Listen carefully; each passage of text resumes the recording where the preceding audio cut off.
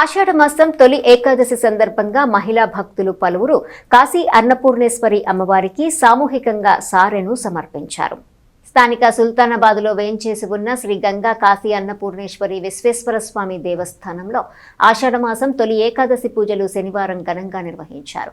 సమీప ప్రాంత మహిళా భక్తులు భారీ సంఖ్యలో విచ్చేసి అమ్మవారికి సామూహికంగా సారెను సమర్పించారు. ఈ నెల 29న ఆషాఢ పౌర్ణమి సందర్భంగా ఆ రోజు అమ్మవారికి శాకంబరి ఉత్సవం జరుపుతామని, భక్తులు పెద్ద సంఖ్యలో హాజరు కావాలని ఆలయ కమిటీ నాయకులు బత్తుల శ్రీనివాసరావు, కుంచాల సాంబయ్య, కుంచాల హనుమంతరావు, తురక అనిల్ కోరారు.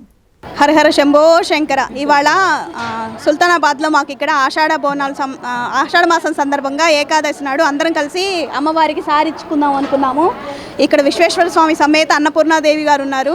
అందరం ఆడవాళ్ళం అందరం కలిసి అందరూ సారులతో ఘనంగా జరుపుకుంటున్నాము. రేపు 29న మేము శాకాంబరి అలంకారం కూడా అనుకుంటున్నాము. కుదిరితే భక్తులందరూ వచ్చి అమ్మవారి ఆశీర్వాదాలు తీసుకోవాల్సిందిగా కోరుతున్నాము. హరహర మహాదేవ శంభో శంకర.